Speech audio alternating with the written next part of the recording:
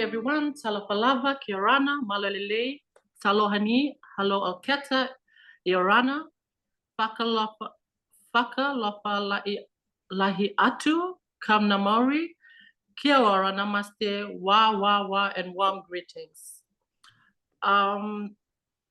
It's lovely to see so many familiar faces in the room. So welcome again, and thank you so much, everyone, for making time this morning to join the third Pacific Feminist SRHR webinar.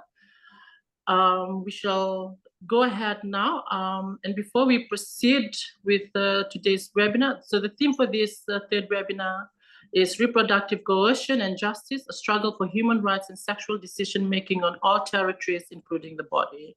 And I think it's a very powerful, solid theme for us to have this webinar on and to have discussion, provide strategies later during the session.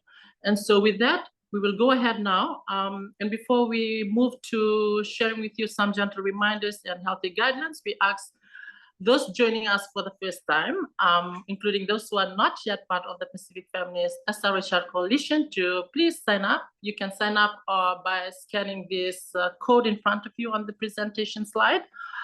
And anyone can join, either as an organization, you can sign up for your organization, or you can also sign up as an individual feminist activist who has been working on gender justice, sexual and reproductive health and rights, and SRHR in the Pacific region. So we will move on to some of the gender reminders and healthy guidelines. And this is just to ensure the safety and the smooth running of today's webinar and the space that we have here today, the virtual space. So please remember to rename your Zoom account so we can use a name as per, or you can use a name as per registration, introduce yourself. I've seen some that has already introduced themselves in the chat, your name, your location, organization, including your pronouns. Please turn in your camera so we can see you, but if you're not, please do keep your mic on mute.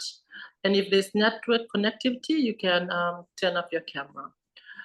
For any questions, and if you want to provide input into today's webinar, you can do that by posting on the chat, and we will circle back to that after the speakers have spoken and during the question and answer discussion time. Please avoid moving your phone during the session, and if any trolling, we will automatically remove you from the Zoom because we consider this as a safe space, and we hope that everyone can have a really rich, robust discussion without any safety concerns. Now on to our healthy guidelines. So again, rename and use to share your pronouns on the screen. If we cannot identify you either by your name on the device, we will remove you for the safety of all in the room. Use reactions and emojis to avoid speaking over each other during the session. And if you have any questions and comments, you can share that in the chat. And during question and answer discussion time, you can take your time to speak. Don't rush when talking. Feel free to switch off your video if network coverage is weak. We always say that share speaking time and take a step forward, and also know when to take a step back. So just to give others in the room enough time to also share from their end. This is a facilitated space, so please suspend judgment and enjoy the webinar as lifelong learners. When you have finished speaking, please give the floor back to the facilitator. You can put your chats again or pass it directly to any of the DIVA staff who are on the webinar. You can find them as co-hosts.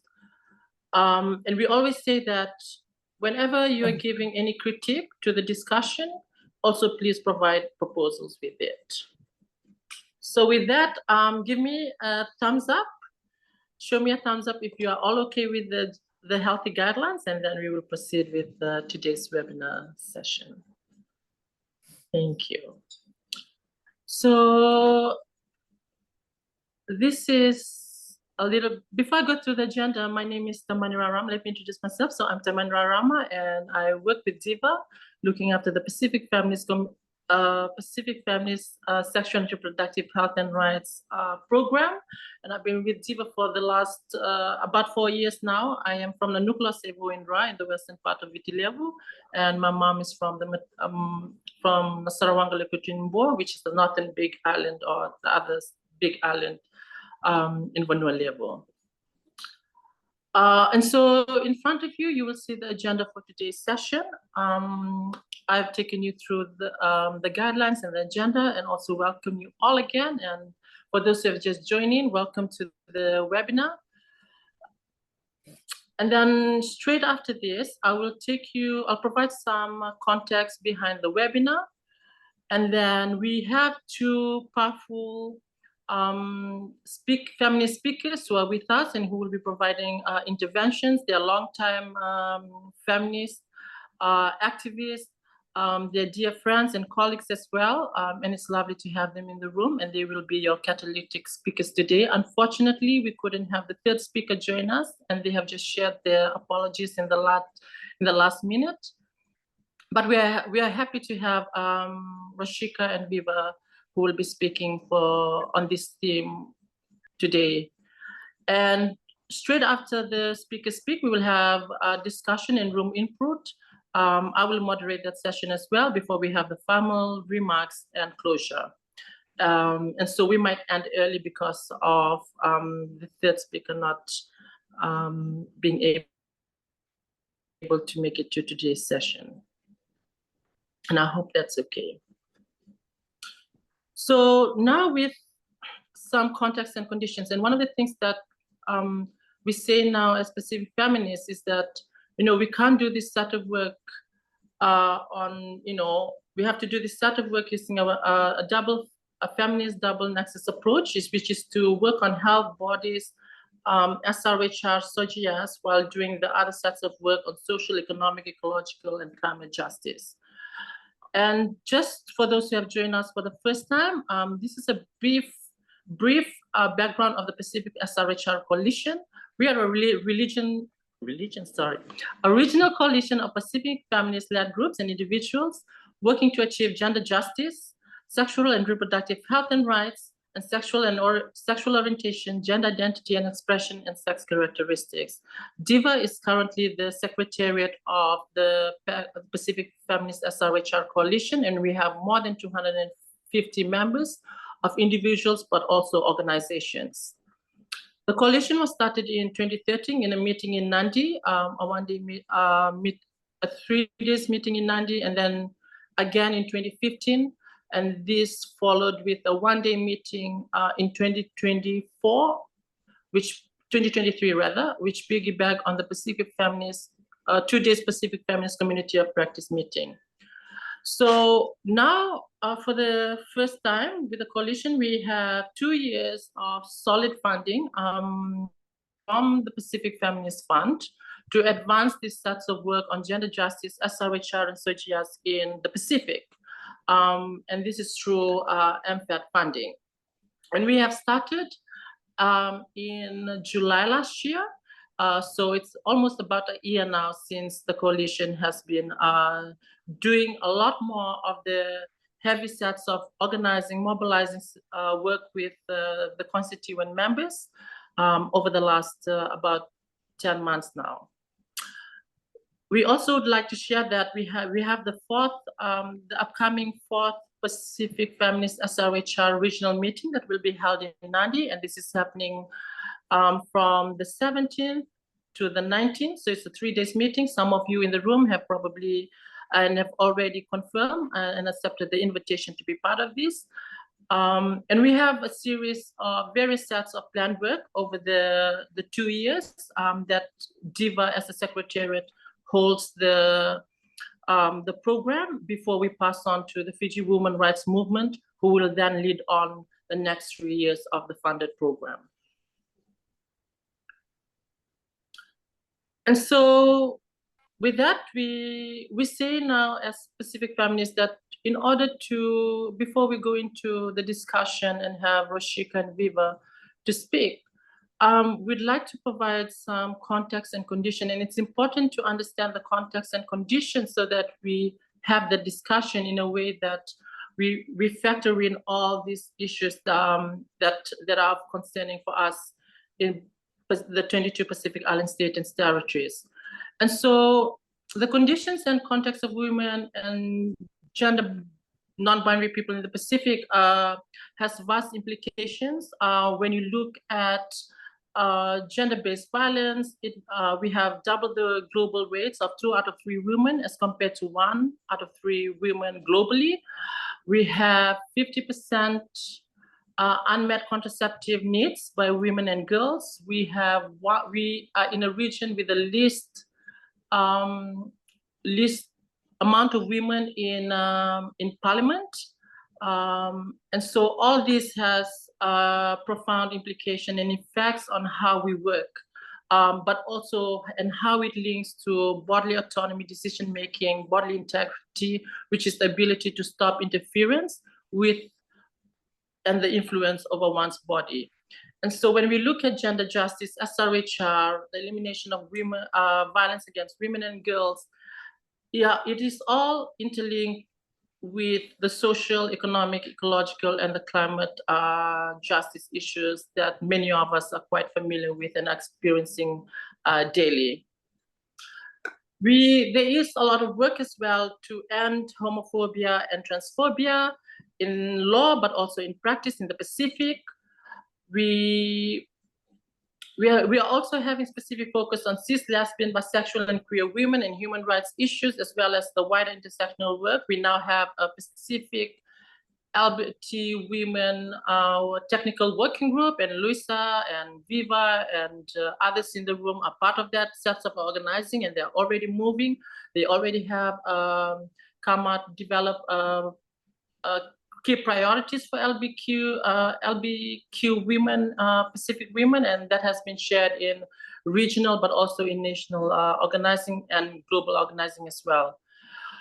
We also are working on, transgender and queer women's human rights through these sets of work with the Pacific Sexual and Gender Diversity Network and many others who are with us in this room, including in ILGA, Oceania, and many others.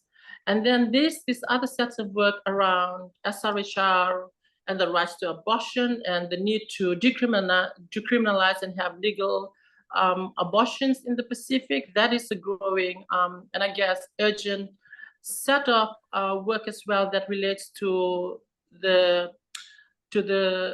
issues that many women are facing in the Pacific. And there's a lot of also now a growing numbers of issues around infanticide that we're starting to get. And so this is also a set of important work that the coalition is working on. And obviously on SRHR and legalizing same-sex relationships in some of the Pacific countries. I think there's about 5 to 6 countries that are left in the Pacific to legalize that. And then around poverty eradication and economic justice, again, the interlinked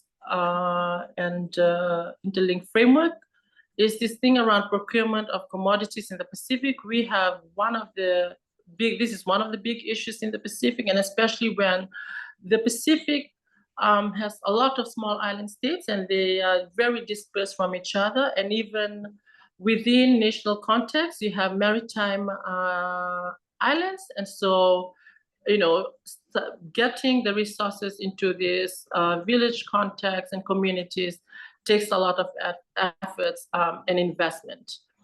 And then also looking at the health system and infrastructure and how that leads to sexual and reproductive health and rights.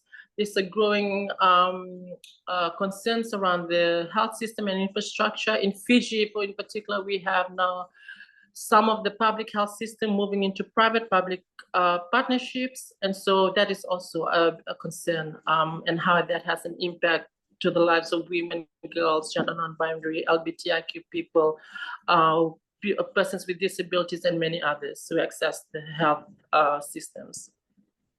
And then with the interlinkages to the ecology, climate justice, disaster risk reduction, biodiversity protection, there is a strong link of the issue. And so we see it in the areas of climate mitigation, in the climate adaptation and loss and damage issues, including women at the helm of leadership and decision-making of these processes. We also see it in the minimum initial service packages. And so these are often provided pre-disasters and humanitarian crisis, but also post-disasters and humanitarian crisis, and how that looks like for women and girls to access basic SRHR services in times of crisis. And then last month, we organized DIVA with the Pacific Island Feminist Alliance for Climate Justice, organized the conference of Pacific Feminists Defending the Living Planet in Nandi, Fiji, and there were more than around 80 feminist activists, academics, and many others who were in the room. And so a set of outcome will be produced soon, and we will share that resources with the coalition through the mailing list. And again, like it goes back to the growing concerns around the climate impacts and how that has effects on women's bodies and health and rights, including gender non-binary people and all other communities who are impacted, particularly for us in the Pacific as frontline communities. And patriarchy, I mean, you know, we live in a society that is heavily patriarchal, and we always say that not just men, but women are also enablers of the patriarchy. And so there's a lot of work to break the patriarchy and build feminism in this sense. And so part of why we have this webinar is to share analysis which may help us and each other to work together in, you know, dismantling and breaking patriarchy. And that stems through all facets of life, whether it's about sexual and reproductive health and rights or climate loss and damage, and etc. The impacts are quite and very solidly interlinked. And then also just the ad hoc understanding and attention to gender justice, SRHR and SRHR by specific governments, crops, agencies, and civil society. I mean, you know, one of the things that links to how these processes are at the regional level with the Pacific Island Forum leaders communique last year was the non-existence of women, the language of women and girls and SOGIAS and SRHR in the leaders communique. And so that shows the level of priority that government has for women and girls and SOGIAS, be it SOGIAS people and all other diversities, including, you know, persons with disabilities and etc. And so that means that we have to work really closely to be able to effectively put in that language and be able to monitor the translation of the language into action in national context. The gender responsive funding to the Pacific Resilience Facility, and so, you know, feminists are working on that front as well, including with the International Conference on Population and Development, which has often been under increased threat over years, and now much more profoundly with a global gag rule by the US. And so there are implications in that. We already see that UNFPA funding from the US has been stopped. And so that will have a replicated impact on how we move and work in the Pacific on gender justice, SRHR, and SOGIAS. And of course, the rise of right-wing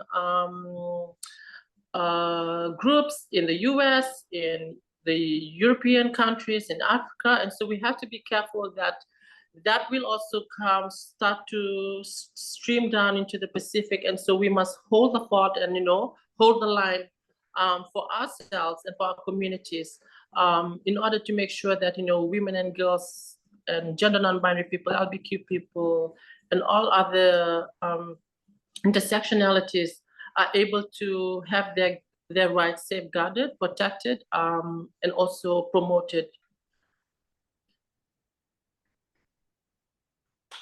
And so there is a growing effects of fascism rising, the military-industrial complex. We see it with AUKUS, we see it with many other, minority global North countries, trying to make this influence within the Pacific countries, including Asia, but also the colonial rule.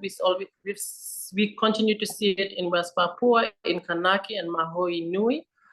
And of course, the influence of organized religion and how some of these denominations, right-wing denominations are promoting, anti-SRHR, anti-gender rhetorics, and having an influence directly with our government.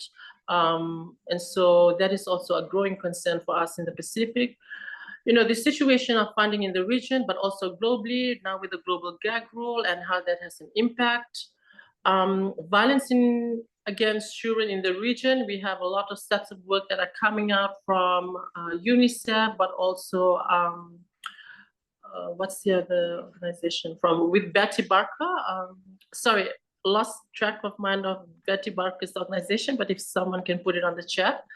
But that is also a growing concern. Now we're hearing a lot more rhetorics, about, the violence, the statistics of, many young children that are, facing violence, all kinds of violence, physical, psychosocial, but also sexual and gender-based violence. Thank you, yeah, Save the Children.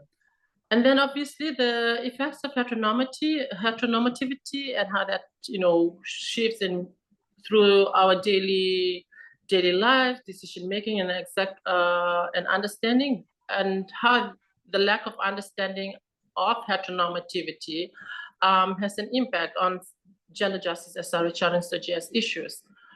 There are new studies showing regression of basic human rights and gender justice, but there's also new developments post the Third Pacific Human Rights Conference that was held in Nandi last year around the same time in May. And so there has been positive sets of work that are moving, including, the formation and now the advocacy by the LBQ, Pacific Women Technical Working Group, and many more.